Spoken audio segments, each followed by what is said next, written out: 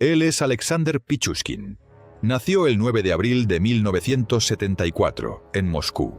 De pequeño sufrió un fuerte golpe en la cabeza tras caerse de un columpio, lo que afectó la parte frontal de su cerebro, la misma que regula el comportamiento social y la toma de decisiones.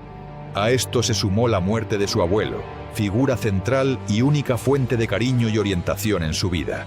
Su pérdida lo dejó emocionalmente roto, y con ella se sumergió en una espiral de aislamiento, rabia contenida y alcoholismo precoz. Desde entonces comenzó a mostrar un comportamiento extremadamente antisocial. Algunos vecinos recuerdan que solía grabarse con una cámara casera, amenazando a niños que pasaban por su ventana en el parque de Vitsa, un enorme y frondoso bosque al sur de Moscú, que años más tarde se convertiría en el escenario de sus crímenes más atroces.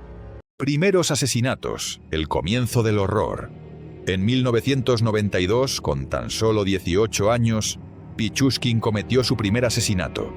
La víctima fue un amigo suyo, a quien le propuso embarcarse juntos en una carrera criminal. El joven se negó, y Alexander lo asesinó sin remordimientos. Poco después, mató a un indigente. No había razón, no había motivo. Lo hizo simplemente por el placer de ver sufrir a una persona. A pesar de su impulso asesino, los siguientes años fueron relativamente silenciosos. Entre 1992 y 1996, cometió algunos asesinatos. Incluso fue interrogado por las autoridades, pero nunca se le pudo vincular directamente con los crímenes. Fue durante este periodo que Rusia restableció la pena de muerte, lo que, según él mismo declaró, lo hizo frenar temporalmente. Pero su impulso homicida seguía latente, esperando el momento adecuado para resurgir. Y ese momento llegaría en el nuevo milenio. El reinicio del terror. El ajedrez de la muerte. En 2001, Alexander volvió a matar. Pero esta vez lo haría con un patrón más claro. Un modus operandi retorcido y casi ritualista. Su técnica era simple pero efectiva. Invitaba a sus víctimas, generalmente indigentes, alcohólicos o personas vulnerables, a beber con él y jugar ajedrez en el parque de Vitsa. Después de ganarse su confianza, los llevaba a zonas boscosas, donde los asesinaba brutalmente con un martillo. A menudo les asestaba varios golpes en la cabeza, y en ocasiones introducía la botella de vodka en las heridas del cráneo, dejándola a su lado como una macabra firma. A este punto, Pichushkin había encontrado lo que él consideraba su propósito: matar. Declaró más tarde que la vida sin asesinatos era como una vida sin comida. Su necesidad por matar no era emocional ni vengativa, era esencial. Decía que asesinar lo hacía sentirse vivo. En algunos casos empalaba los cráneos de sus víctimas en ramas o postes cercanos. Lo hacía con una frialdad pasmosa, y nadie sospechaba nada. Para la sociedad, eran solo más indigentes desaparecidos en una ciudad enorme. Nadie buscaba sus cuerpos. Nadie preguntaba por ellos. Pichushkin no mataba por impulso. Tenía un plan. Él mismo dijo que su objetivo era llenar todos los casilleros del tablero de ajedrez. 64 asesinatos, uno por cada casilla. Un juego macabro que solo él entendía. Algunos lo apodaron el heredero de Chikatilo, en referencia al infame asesino soviético Andrei Chikatilo. Pero para Pichushkin, esto no era una continuación, era su propia obra. Cada víctima una pieza que debía caer, y con cada muerte se sentía más cerca de completar su siniestro tablero.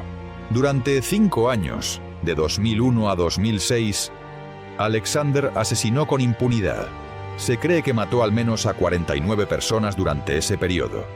Sin embargo, él insiste que fueron 64, aunque no se encontraron cuerpos suficientes para corroborarlo. La caída del asesino del martillo llegó gracias a un error: el asesinato de Marina Moskalyova. Marina no era una indigente, era compañera de trabajo de Pichushkin en un supermercado. El día de su desaparición, había dejado una nota a su hijo diciendo que se vería con Alexander. Cuando Marina no regresó, su hijo alertó a la policía y proporcionó el nombre del compañero. La policía encontró el cuerpo de Marina en el parque de Vitsa, con signos evidentes del modus operandi que se había vuelto familiar para los forenses. Pero esta vez había evidencia directa. La policía arrestó a Pichushkin y lo que siguió fue una confesión escalofriante. Las confesiones y el juicio. Alexander no solo confesó, sino que lo hizo con una tranquilidad perturbadora. No mostraba arrepentimiento. Al contrario, hablaba con orgullo y detalle de sus crímenes.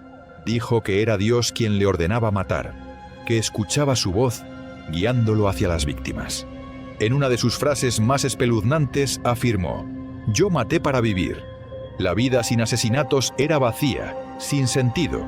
Asesinar es como respirar». En octubre de 2007, fue juzgado por 49 asesinatos.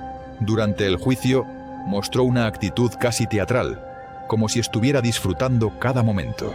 En lugar de ocultar sus crímenes, parecía deleitarse en contarlos. Aunque él aseguraba haber asesinado a 64 personas, la corte solo pudo probar 49.